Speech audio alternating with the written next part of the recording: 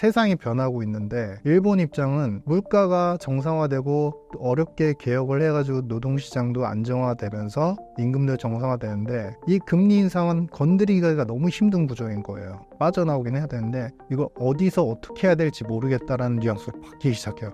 이제 저금리하고 돈의 공급에 길들여진 이 경제가 어디서 엑시트를 하면은 어떤 부분에서 먼저 부작용이 뻥 터질지를 본인들도 감을 못 잡는 거예요, 지금.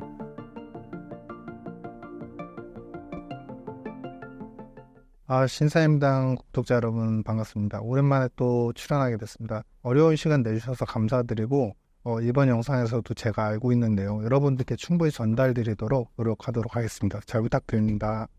이번 일본의 금리 인상을 계기로 엔캐리 트레이드가 청산되며 금융시장에 쇼크가 발생했습니다. 어떤 상황이었나요? 그러니까 일본이 이제 금리 인상을 하는 거 어떻게 보면 마이너스 금리였다가 0.1까지 올렸다가 이제 0.25까지 올리고 그럼 플러스로 계속 올리면 그동안에 어떻게 보면 전 세계 빚의 원천이 됐던 자금이 엔화였다는 거죠. 그러니까 왜냐면 워낙에 싸고 직전에는 마이너스 금리까지 있었으니까 사실 돈을 빌리면서 이자를 내기보다는 수수료나 이자를 충당해서 제로로 거의 빌리는 것과 유사한 그런 구조.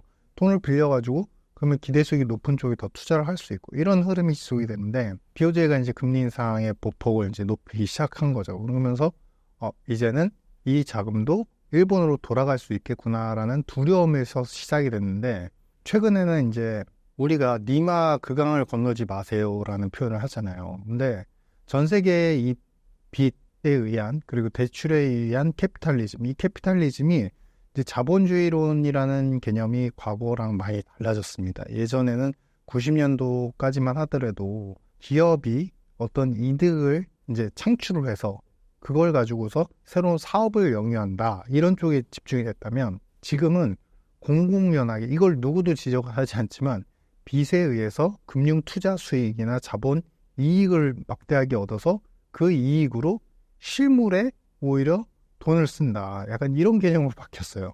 그러니까 금융에 의한 이런 캐피탈리즘 자체가 이제는 너무나 자연스러운 상황이 됐고 이런 상황에 대해서 너무나 당연한데 이것이 혹여나 이러한 구조가 깨질까봐 항상 사람들은 불안함을 갖고 있는 거죠. 심지어 엔캐리를 일으켜서 대출을 하고 그걸 가지고 투자를 한 사람들조차도 이게 청산이 돼서 혹은 자금이 금리가 높아져서 나의 수익을 까먹게 하면 어떡하지? 라는 기관 투자자들의 두려움들도 항상 잔존해 있는 상태인 거죠. 근데 금리 인상을 하니까 당장 엔캐리 트레이드 자금은요. 정확히 표현하면요. 작게는 뭐 5년, 길게는 10년 이상의 지분 투자이고 사실은 금융에 들어간 돈보다도 비금융 기업들한테 지분 투자나 경영 참여의 형태로 들어간 돈들이 훨씬 많습니다. 그런데 언제든지 이러한 것들이 깨질까봐 두려움을 갖는 금융 자본 차익가들의 입장에서 헤지펀드나 사모펀드가 되겠죠. 유명한. 그런 입장에서는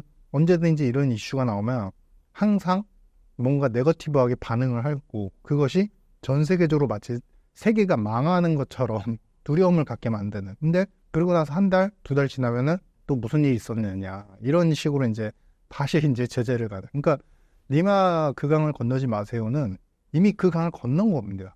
건너서 되돌아올 수가 없는 지경이에요. 그러니까 어떻게 보면은 그 대출에 의한 여러 행태들이 이미 어떤 마지노선이라고 하는 구조적인 마지노선이라는 것들이 있는데 그걸 다 뛰어넘었어요. 그래서 이제는 대출을 줄여서 건전화하고 이러기는 이제는 거의 불가능에 가깝다고 보여집니다.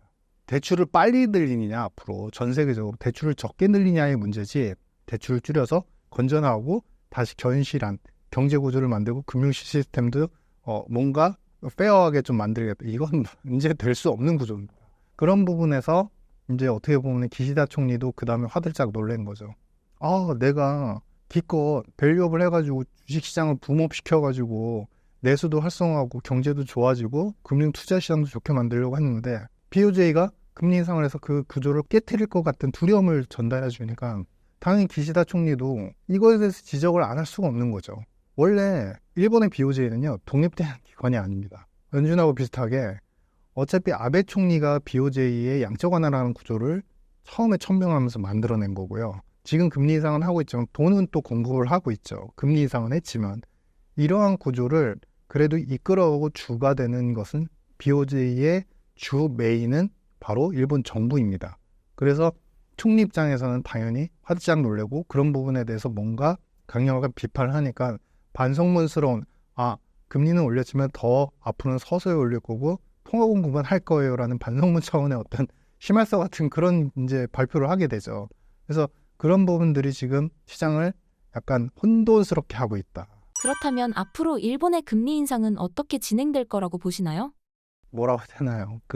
자가당착이죠. 자기가 자기 발을 찍은 격이죠. 왜냐하면 일본은 경제 기업의 어떤 구조를 보면요. 기업에 이제 7대 기업들이 있습니다. 뭐 우리가 알고 있는 닛산이나 마스다, 뭐 그다음에 도쿄 일렉트로닉 같은 이제 큰 이제 화학 기업, 반도체 기업, 자동차 기업들이 있는데 7개의 기업들이 어떻게 보면 상호 출자 구조가 되어 있어요.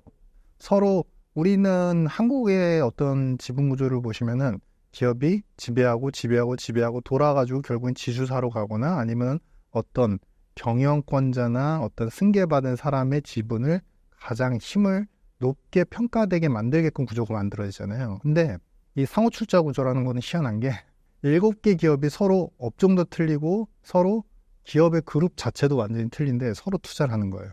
서로 투자를 해서 뺑뺑 돕니다. 근데 도는 게 그래서 뭐 지주사로 가거나 최종 경영권자이거나 아니면 최종 이제 회장 뭐 이런 분들 소유자로 가거나 이게 아니라 계속 돌아요. 그래서 계속 돌다가 나중에 지분이 계속 돌면 어떻게 되죠? 지분의 가치가 이제 계속 희석이 되는 거죠. 한쪽으로 가면은 지분의 가치가 이제 높게 이렇게 평가가 되는 건데 계속 돌면요. 처음에 3, 2, 1, 0.27, 0.7, 0.5 이렇게 가면은 이제 희석이 되죠. 그러니까 그 얘기는 뭐냐면은 누가 어디를 소유했는지 누구의 지분이 가장 큰지 구조를 파악을 할 수가 없는 거예요. 그냥 한마디로 표현하면은 우리는 함께 간다. 같이 살고 같이 죽는다. 얘가 죽으면 나도 죽고 내가 죽으면 얘도 죽는다. 이런 어찌 보면은 나쁘게 표현하면은 카르텔화되어 있는 기업의 구조이고 그 구조를 그래도 지배하는 자가 있습니다. 어디냐면은 바로 일본 정부예요.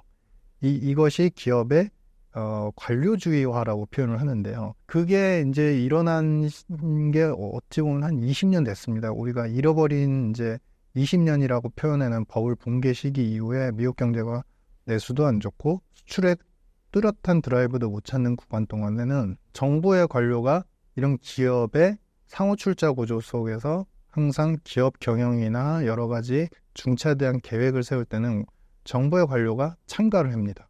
참가를 해서 이에 대해서 코멘트를 하고 이 7대 기업들의 많은 이제 경영자들은 그걸 다 받아들입니다. 근데 그거를 받아들이는 구중에서 아베 총리는 이제 어찌 보면 안전제일주의로 그냥 현 수준만 유지하자라는 입장으로 그냥 금융으로만 승부를 보려고 했다면 기시다 총리는 변화를 했죠. 7대 기업들한테 명령을 내리기 시작합니다. 취임하고서 물가가 높아지고 있어요. 근데 임금이 안 높아집니다. 임금에 대한 개혁이 필요합니다. 근데 이러한 내용은 일본의 노동자들 수차례 반발도 하고 노동 운동도 하고 굉장히 많은 이제 호소를 했었어요. 근데 이제서야 반응을 하기 시작을 한 거죠. 그러니까 임금이 이제 연 평균 4% 이상은 올릴 수 있는 구조의 합의를 어렵게 그리고 억지로 하게 된 겁니다. 그러니까 임금이 이렇게 올라가니까 사실은 일본의 내수 물가도 N 약세 때문에 내수 물가라고는 하지만 사실상 일본도 수입을 해서 소비하는 품목들이 상당히 많거든요. 그렇기 때문에 일본의 내수에서의 체감 물가도 높은 상태인데 그런 상태에서 임금도 올랐습니다. 그러면 이 장면이 뭐랑 떠오르죠? 미국의 초창기 22년도의 초창기에 물가 급등할 때랑 비슷하게 그게 그림이 그려지죠. 내수에서 자이든 타이든 임금도 올라가 있어요. 근데 외부에서 들어오는 물가도 올라가 있어요. 그게 평균 이제 최소 둘 다 3.5%, 그러니까 3% 중반대는 최소한 그 이상의 숫자를 유지할 것 같아요. 근데 금리는 0.1에 있다고 하면서 그것도 금리 인상을 한 거예요. 말이 안 되죠, 사실은.